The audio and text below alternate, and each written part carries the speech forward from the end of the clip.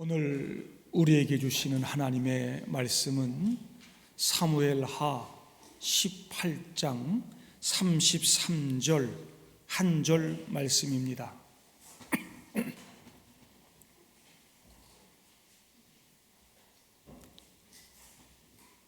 사무엘하 18장 33절 말씀, 우리 다 같이 함께 읽겠습니다. 왕의 마음이 심히 아파 문 위층으로 올라가서 우니라. 그가 올라갈 때 말하기를, 내 아들 압살롬아, 내 아들 압살롬아, 차라리 내가 너를 대신하여 죽었다면 압살롬 내 아들아 하였더라. 아멘. 오랜만에 비가 내려서 공중에 날아다니던 송악가루를 씻어 주었습니다. 교회 앞에도 이 소나무들이 있어서 바람이 한번 불면 앞이 뿌옇게 이렇게 쏟아져 내렸는데 이번 비에 많이 씻겨 내렸습니다. 창문에도 자동차에도 온통 송악가루가 뒤덮여 있어서 알레르기 있는 분들은 고생 좀 하시죠. 송악가루 위험지수 이런 경보도 내리더라고요. 하지만 이것이 우리에게는 좀 불편하기는 해도 사실은 생명의 역사인 것이죠. 나와 같은 또 다른 생명을 탄생시키기 위한 자연의 노력이고 섭리인 것입니다. 동물도 마찬가지고 사람도 마찬가지고 이 땅의 모든 생명체는 나를 닮은 또 다른 생명체를 낳고 낳는 역사를 만들어 갑니다. 지난 금요일 우리는 속상한 소식을 접했습니다. 다 된 밥에 재 뿌리는 사건이 발생했죠. 용인 사는 청년이 서울의 클럽에 갔다가 이게 코로나가 퍼져나가서 용인, 성남, 서울, 인천, 청주, 대전, 부산, 제주까지 난립니다. 국방부 군인 장교들까지, 병원 간호사까지. 그 중에 몇 명은 일부러 코로나를 퍼뜨리러 다닌 것처럼 정말 저돌적으로 돌아다녔습니다. 마스크도 안 쓰고. 그래서 자기 동료들, 형제들뿐만 아니라 부모에게도 퍼뜨렸습니다. 지금 군대 휴가가 다시 스톱이 되었고요. 예정되었던 계약을 다시 연기해야 한다는 목소리까지 나오고 있습니다. 군부대 대위도 있었는데 그 클럽에 교사는 없었을까 싶어요. 그동안 정부와 의료진들, 모든 국민들이 쌓아온 공든탑을 하루아침에 무너뜨리는 사건입니다. 극히 일부 젊은이들의 일탈로 벌어진 일이지만 우리 젊은이들의 민낯을 드러내는 사건이죠. 부모 세대를 꼰대라고 그러면서 무시하면서 광화문에서 태극기 들고 몰상식한 행동을 하는 노인들 경멸하지만 정작 젊은이들 자신들은 건강한 사고와 건강한 행동을 하고 있는지 묻고 싶습니다. 한참 코로나가 심각해서 교회 예배조차 드리지 말라고 난리를 칠 때 저는 요 앞에 식당가를 걸어서 교회를 오고 갔습니다. 매일같이 저녁에 직장인들이, 젊은이들이 대여섯 명씩, 때로는 10명이 넘게 모여 앉아서 밥을 먹고 술을 마시는 모습을 보았습니다. 술 마시다가는 2-3명이 나와서 담배를 피고, 제가 이렇게 지나가는데도 길에다가 가래침을 확 뱉습니다. 매일같이 봤습니다. 서로를 위해 마스크를 써야 하는 이 코로나 시국에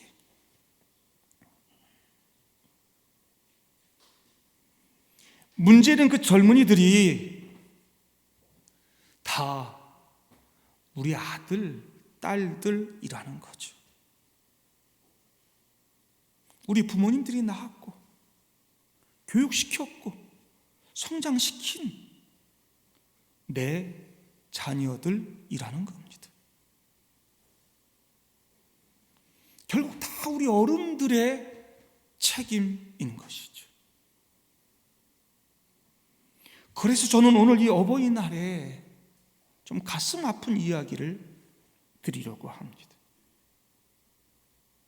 우리는 다윗을 생각할 때 성공한 사람의 대명사로 받아들입니다. 하나님도 다윗을 내 마음에 합한 자라 그랬습니다. 이스라엘 국기에 그려져 있는 그 큰 별도 다윗별입니다. 그는 정말 성공했습니다. 다윗은 자신이 한 대부분의 일에서 엄청난 성공을 거두었습니다.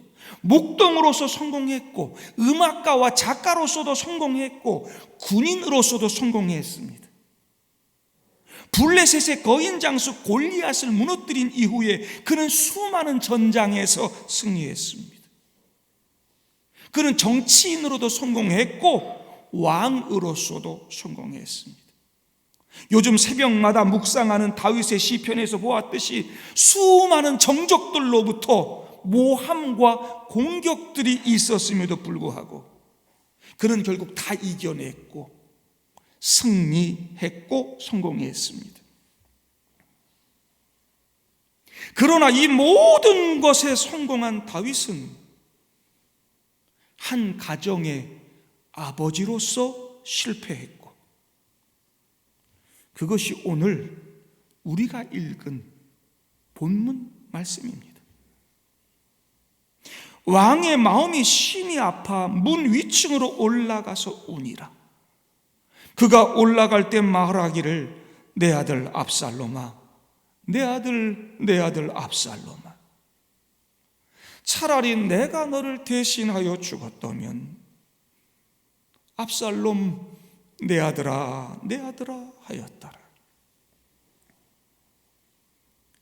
아버지로서 실패한 다윗은 결국 그의 성공 이면 곳곳에 어두운 그림자를 남겨두었고, 그것은 그가 죽고 후세까지도 영향을 끼칩니다.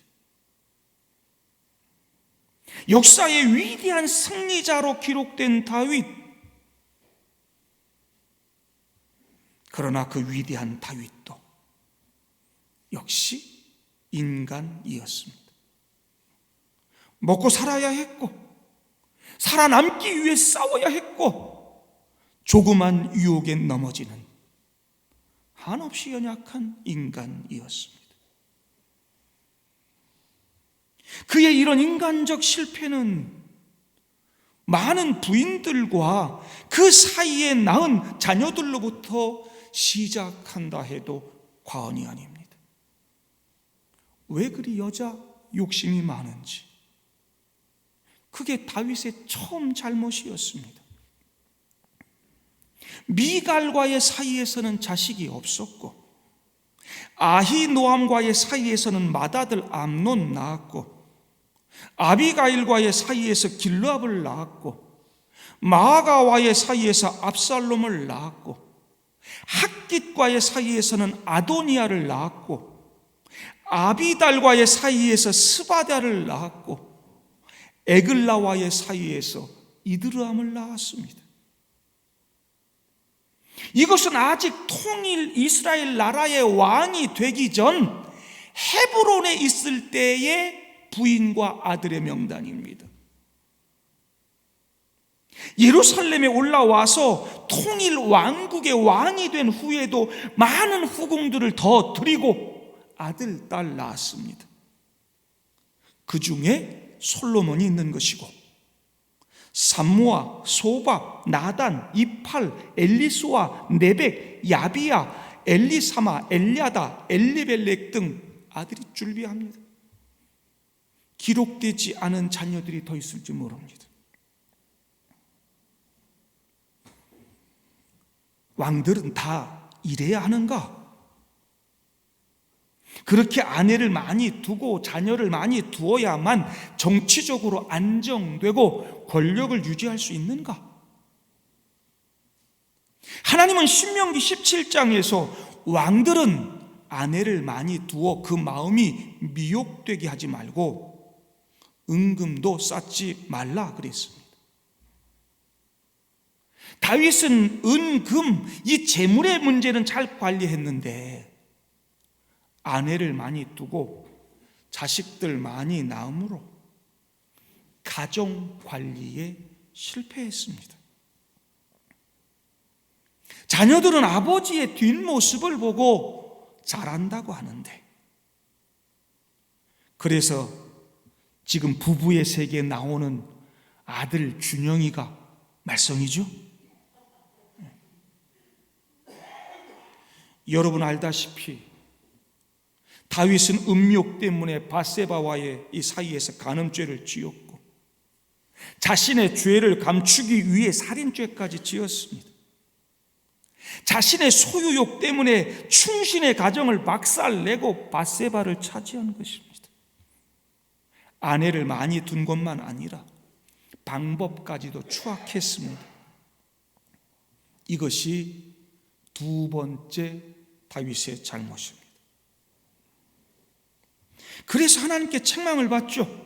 회개하고 용서는 받지만 그 후손에 저주가 있게 됩니다. 이때 헤브론에서 낳은 아들들은 이미 다 커서 그런 아버지의 못난 모습 다 보고 살았고요. 결국 일이 터집니다. 맏아들 암논이 배다른 여동생 다말을 강간하고는 바로 버리는 사건이 터집니다. 이 암논이 이복 동생 다말 때문에 상사병에 걸려서 비실비실 말라가고 아무것도 하지 못할 때 사탄이 그 틈을 헤집고 들어오죠. 사촌 요나답이 아주 간교하게 작전을 짜고 암논 부추겨서 이 다말 아픈 척하고 누워 있어서 말이죠, 간호 좀 하러 오라고 이래가지고는 다말을 강간합니다. 이 다말이 바로 셋째 왕자 압살롬과 한 배에서 나온 여동생인 것입니다. 그 귀하고 예쁜 공주가 강간을 당하고는 바로 버림받아서 오빠의 집에 와서 처량하게 지내니 압살롬의 심정이 어땠겠어요? 그런데 아버지 다윗은 이 일을 정리하지 않아요.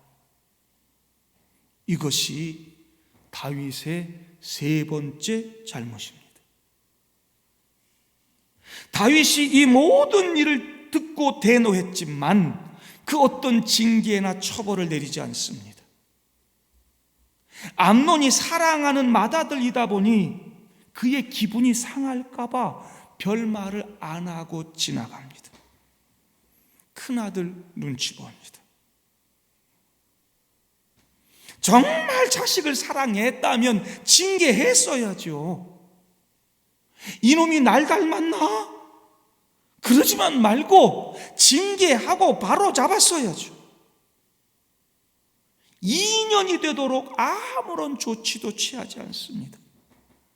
결국 호미로 막을 걸 가래로도 막을 수 없는 일이 벌어집니다. 압살롬이 얼마나 아버지가 원망스럽고 그 이복형 암논이 미웠겠어요.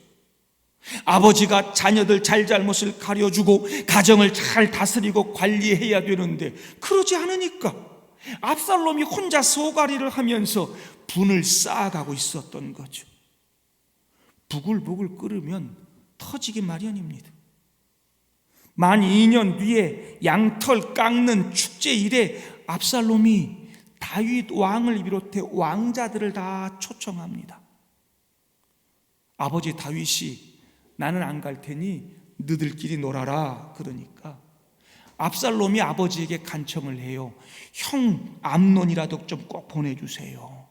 그러니까 다윗이 마지못해 허락을 했고 암논도 그 자리에 참석을 합니다. 양털 깎는 날은 이 축제 날이고요, 아주 즐거운 날이에요. 잔치 날이에요.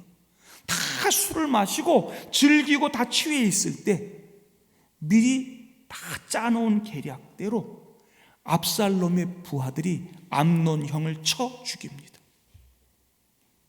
형제 간에 피비린내 나는 복수전이 벌어진 거죠. 다른 왕자들은 다 뿔뿔이 도망가고 다윗에게는 다른 왕자들도 다 죽었다는 과장된 보고가 올라오고, 그러니 다윗이 옷을 찢고 통곡하고 땅에 두루눕고 난리가 나죠. 다행히 다른 왕자는 다 멀쩡했고 이 일로 압살롬은 외가 쪽으로 도망을 갑니다. 다윗이 오랜 시간 이 죽은 암논 때문에 괴로워했지만 점점 그 상처는 가라앉고 이제는 도망간 아들 압살롬 생각이 나요. 못된 짓을 하고 도망은 갔지만 자식은 자식이라 아버지가 아들을 어찌 잊을 수가 있겠어요. 고생은 안 하고 잘 지내고 있을까 보고 싶다. 그렇게 3년이 지나갑니다. 보고 싶지만 데리고 오면 다른 자녀나 신하들에게 면이 서겠어요? 자기 아들이라고 죄도 묻지 않고 천하에 죽일 놈을 데리고 왔다고 욕먹을 거 아니에요? 그렇게 속만 끓이고 있는데 다윗의 장수 요압이 다윗의 마음을 눈치채고 여론도 만들고 분위기 만들고 그 압살롬을 귀환하는 일을 다 주선합니다. 그렇게 3년간의 도망자 생활이 끝나고 귀환해서 아버지를 만나게 됐으니 압살롬 마음이 얼마나 설렜겠어요. 누가복음 15장에 나오는 돌아온 탕자와 같은 그런 분위기가 기다리고 있겠지. 서로 끌어안고 화해하고 막 용서해주고. 그런데 14장 가서 보면 아버지 다윗이 그를 집에 물러가게 하여 내 얼굴을 볼 수 없게 하라 그럽니다. 보고 싶다 그럴 때는 언제고 이제는 꼴도 보기 싫으니 얼굴 보이지 않게 해라 그랬습니다. 정치적으로 사면을 받고 돌아왔는데 그걸로 끝. 부자지간의 정을 좀 나누면서 그때 내가 애비 노릇 잘못했다. 이제 다 잊고 너도 다시는 못된 짓 하지 말고 형제 우애하며 좀 바르게 살아라. 뭐 이런 장면이 있어야 되는데 없어요. 이것이 다윗의 네 번째 잘못이었습니다. 왜 그랬을까?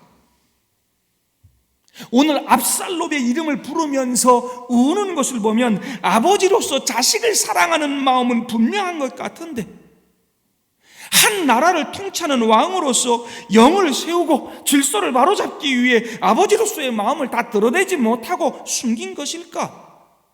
아니면 여론도 그렇고 자식이니 하고 그래서 데리고는 왔는데 왕의 자리를 내다보는 위치에 있다 보니 사도세자를 죽인 영조처럼 소현세자를 죽인 인조처럼 왕권을 위해 그를 경계하고 배척한 것일까? 아니면 밧세다의 치마폭에 쌓여 솔로몬에게 왕위를 물려주기 위해 그를 눌러놓고 있는 것일까? 어쨌든 이 일로 압살롬이 서운한 감정을 갖게 되죠.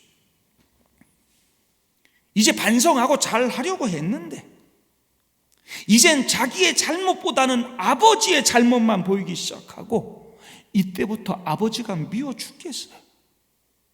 감정의 골이 깊어지고 서로 대화가 단절된 채 평행선을 걷는 애증의 관계가 됩니다. 사탄은 항상 이런 상황을 이용하죠. 이제 이간질 시작합니다. 형도 죽였는데 이제 뭔 짓을 또 못하겠어요. 아버지 다윗이 그때 그의 잘못과 상한 감정을 치유하고 바로 잡아줬다면 더 어긋나지 않았을 것입니다. 그를 사랑으로 품었다면 달라졌을 것입니다. 그런데 아버지 다윗은 그렇게 하지 않았습니다. 압살롬의 마음에 비수가 꽂히죠. 반역의 씨가 만들어집니다. 여러분, 감정이 상하면 뭔 짓을 다 하는 것입니다. 기분 나쁘면 교회 안 가, 이 정도가 아니고요. 기분 나쁘면 천국도 안 갑니다. 그 기분 나쁜 놈이 천국 가? 그럼 난 천국 안 가. 저 왼수 같은 마누라가 예수 믿고 천국 간다네. 천국 가서도 똑같이 살아야 돼? 나 천국 안 가. 이런 남편도 있는 판인데. 기분 나쁘면 죽이기도 하고 기분 나쁘면 자기가 죽기도 하고 별일 다 있습니다. 지금 압살롬이 그래요. 이를 갑니다. 마음에 도끼를 품고 반역을 꾀하는 것이죠. 요압 장군을 통해서 간신히 아버지 만나고 형식적으로 화해를 하는 것처럼 해놓고 반란을 준비합니다. 이 압살롬이 이스라엘 최고의 꽃미남이었어요.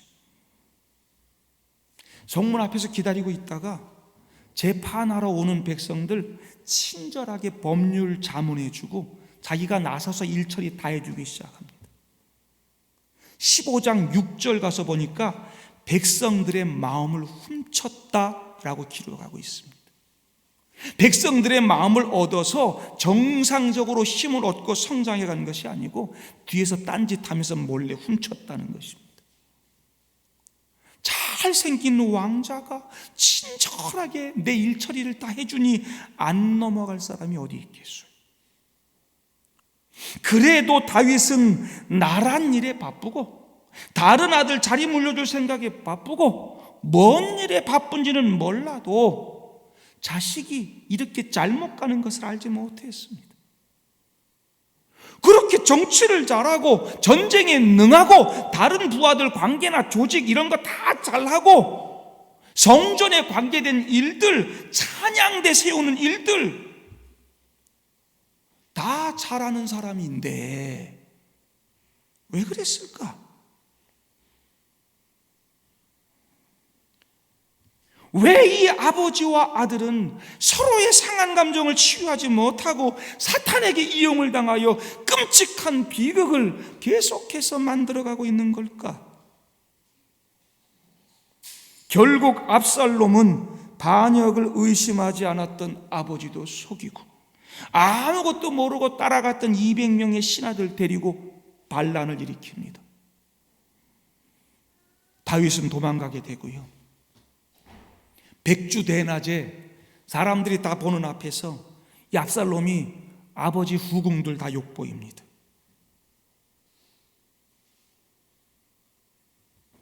쌓였던 분노의 감정을 그냥 다 쏟아내는 거죠. 압살 맞아 죽을 놈이죠. 못된 짓을 지금 하고 있는 것입니다. 이스라엘의 왕은 하나님의 기름 부음을 받아야 하거늘 하나님의 뜻을 묻거나 기도하거나 기다리거나 그러지 아니하고 아버지에 대한 원망과 미움으로 지금 자기 스스로 지금 악을 행하고 있습니다. 결국 그것이 선이 아니므로 이 압살롬의 반역은 비극으로 끝이 납니다. 반란이 진압이 되고 압살롬 노새 타고 도망가다가 그의 이 화려한 머리카락이 상수리의 나무에 걸려가지고 대롱대롱 매달려 있다가 요압 장군에 의해서 창에 찔려 죽죠. 다윗이 아들 압살롬을 좀 선대해 달라고, 죽이지는 말아 달라고 그렇게 부탁을 했는데도 요압이 그냥 죽여버립니다. 이 아들 압살롬이 죽었다는 소식을 듣고 다윗이 통곡하는 내용이 오늘 본문입니다.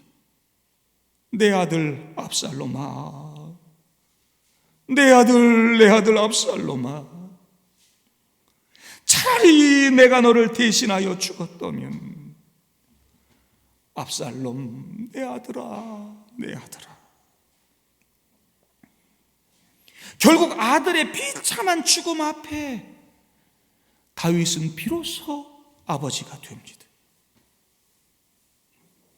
부모는 죽으면 산에 묻고 자식은 죽으면 가슴에 묻는다고 했는데, 이런 아픔, 이런 비극, 이런 절규가 어디 있습니까? 이렇게 울며 후회하기 전에 정말 자식을 사랑했다면 그때 왜 이복 여동생을 강간하고 차버린 맏아들 암논을 바르게 징계하지 못했을까? 그때 왜 상처 입고 마음이 상한 다말과 압살롬의 마음을 풀어주지 못했을까? 그래서 결국 이 이복형 암논을 죽이게 만들었을까? 도망간 그를 돌아오게 했으면 서로의 감정을 풀고 치유하고 화해했어야 하는데, 그때 왜 감정의 골을 풀지 못하고 치유하지 못함으로 그를 아버지 왕에게 반란을 일으키는 괴물로 만들었을까? 어째서 자식이 죽고 나서야 이렇게 후회하며 절규할 수밖에 없었을까?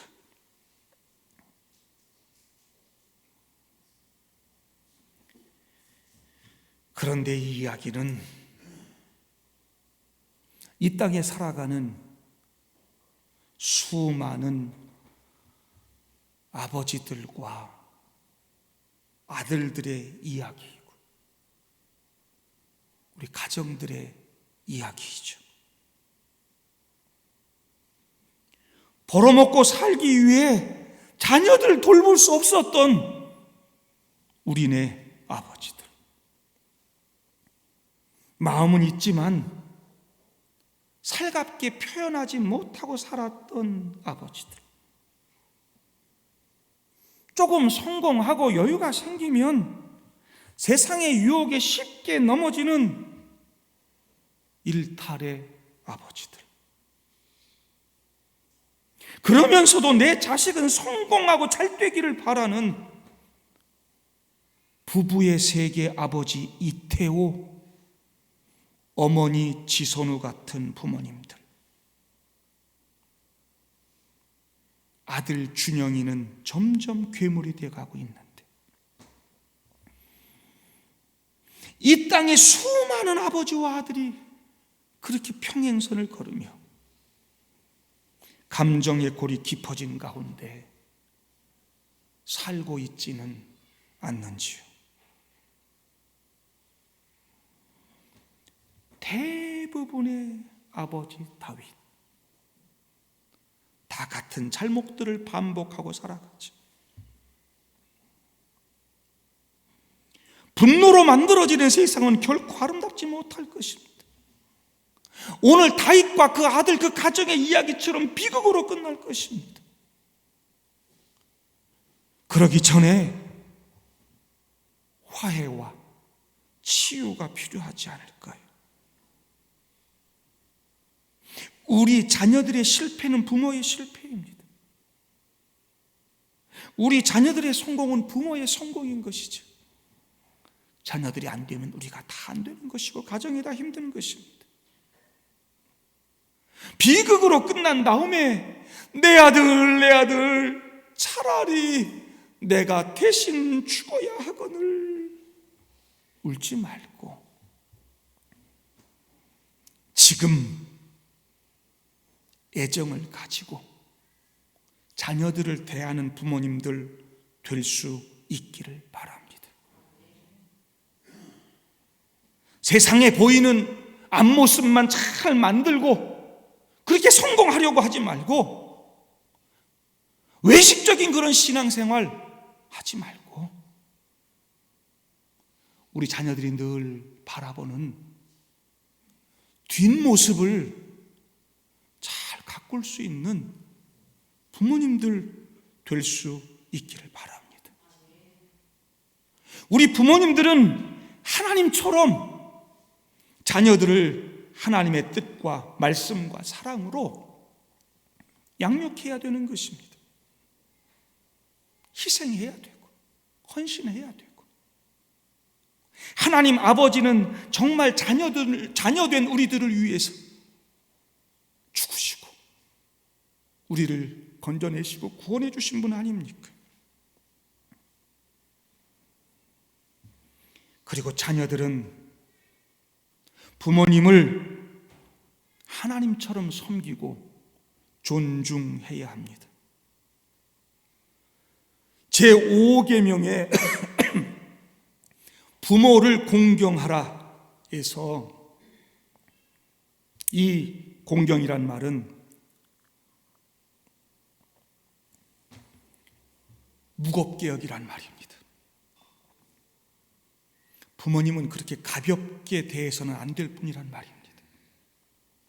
공경이란 단어가 히브리어로 무겁다는 단어입니다. 하나님처럼 섬겨야 되고 존중해야 되는 분. 부모는 하나님 대신입니다. 부모는 내게 생명을 주고 삶을 주신 분입니다. 다윗처럼 실패를 거듭하고 부족한 부분이 있고 못난 부모일지라도 누가 뭐래도 부모는 자녀를 사랑합니다. 세상의 모든 사람들이 나를 욕해도 아버지 어머니만큼은 나를 안으시는 분입니다. 이 땅의 대부분의 부모님이 나를 위해 기도하시고 헌신하시죠. 잘못된 길로 걸어가는 자녀들을 위해서는 더 안타깝게 눈물을 흘리시는 분이 우리 부모님들입니다. 표현은 거칠고 젊은 세대와 맞지 않지만 부모가 자녀를 사랑하는 그 마음은 세상이 변해도 다함이 없다는 사실을 우리 자녀들이 잊지 말기를 바랍니다. 우리의 자녀들이 부모의 삶을 인정하지 않고 그 부모들의 인생마저 빼앗아버리는 반란의 자녀들이 되지 않기를 바랍니다.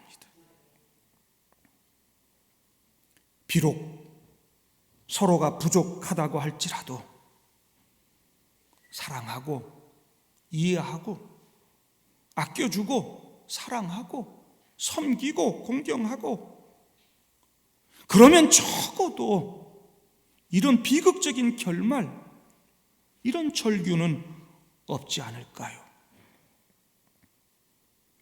우리가 오늘 아버지 다윗의 잘못을 살펴보고 왜 그랬을까? 추측도 해보았지만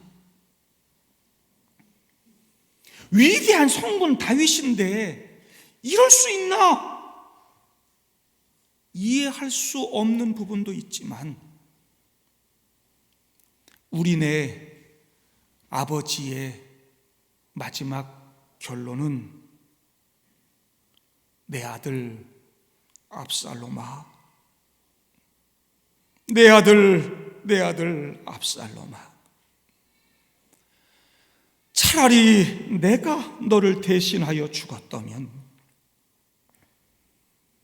압살롬 내 아들아 이었음을 잊지 말기를 바랍니다. 제가 생각건대 아마도 아버지 다윗은 못된 짓 하는 암논을 보며, 그리고 압살롬을 보며 자신의 잘못을 떠올리면서 끊임없는 자책과 죄책감에 시달렸을 것이다. 그래서 부족하고 못난 아버지로서 당당하게 그들 앞에 서지 못했으리라. 이 한 인간 아버지를 온전히 이해할 수 있을까? 남몰래 흘리는 아버지의 눈물을 기억할 수 있는 아들, 딸들이 되기를 바랍니다.